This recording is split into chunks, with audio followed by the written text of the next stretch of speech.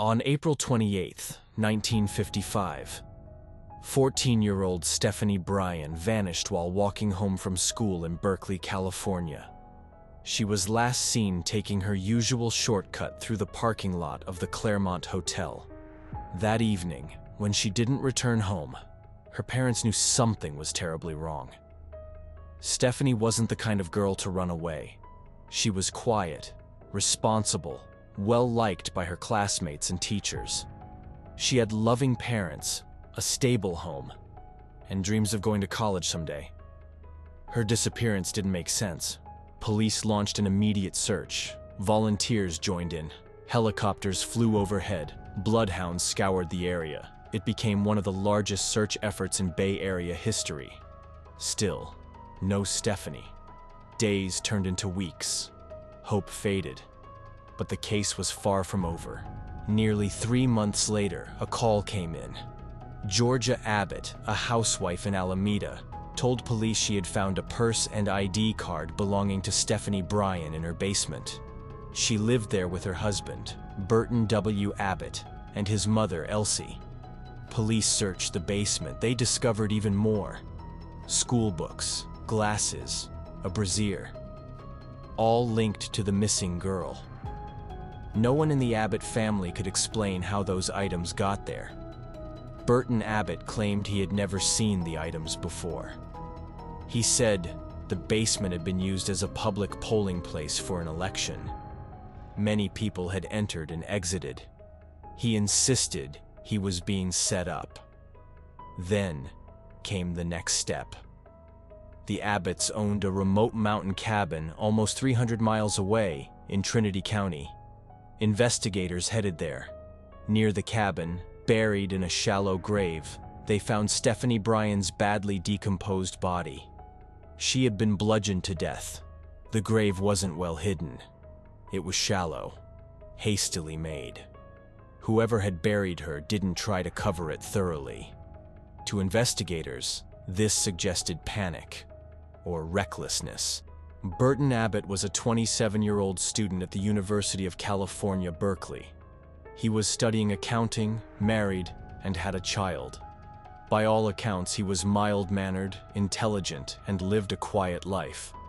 But now, he stood accused of a brutal crime. The evidence was entirely circumstantial. No fingerprints, no witnesses, no confession.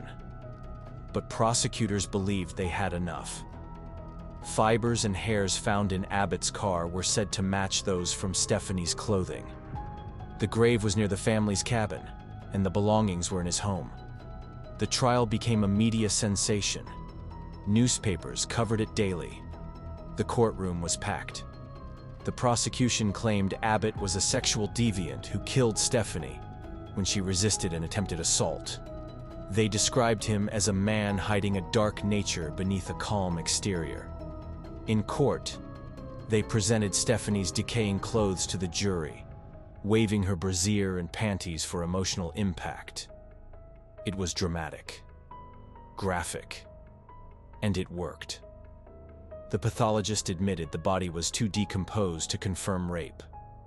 Abbott's defense argued the basement had recently been used as a polling station, open to the public. Anyone could have planted the evidence. Abbott testified calmly for 4 days. He denied everything. "It's a monstrous frame-up," he said. His mother and wife sat behind him every day. His wife wept quietly. His mother glared at the prosecutors with fiery eyes. The entire courtroom could feel the weight of what was unfolding. The jury deliberated for over 50 hours across 7 days. Then came the verdict: guilty of first-degree murder. The judge sentenced Abbott to death in California's gas chamber. Under California law, the conviction was automatically appealed, but the state Supreme Court upheld it. Abbott's legal team, led by attorney George T. Davis, continued the fight. They argued that the case lacked solid evidence, that the timeline was flawed, that Abbott had an alibi, but nothing worked. Davis believed the case was built on emotion, not proof. He told reporters, This case will haunt the conscience of California. He spent months filing motions, reviewing transcripts, contacting experts. Still, no court was willing to grant a new trial. Time was running out. March 15th, 1957, San Quentin Prison. The gas chamber was prepared. Abbott's execution was set for 11 a.m. At 9:02, Governor Goodwin Knight granted a 1-hour stay after Davis contacted him via radio telephone.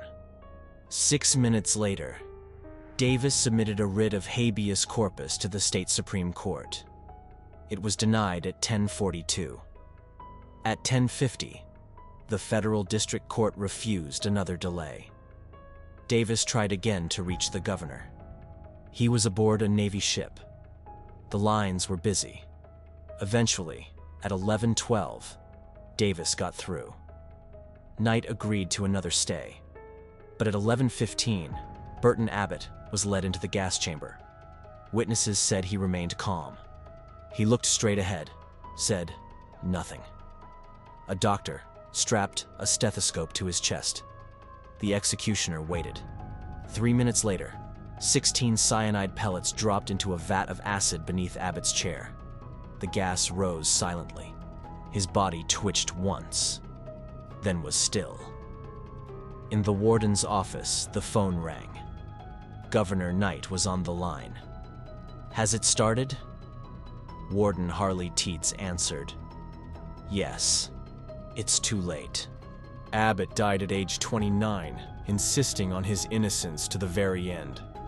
His execution shocked the nation, not just for its tragic timing, but for what it revealed about flaws in the legal system. Elsie Abbott, Burton's mother, never stopped believing in her son. She lived to be 100 and spent decades trying to prove he was innocent. She suspected her own brother of framing Burton. She published newspaper ads, offered rewards, and sought out forgotten witnesses. She said, "I know my son. He couldn't have done this." She even presented her findings to a grand jury, but they refused to reopen the case. Her pain turned to obsession.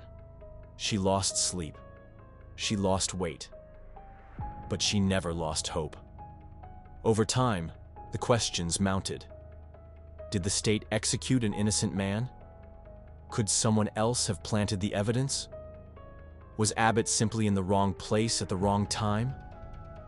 To this day, the case remains one of California's most debated. A young girl's life was lost.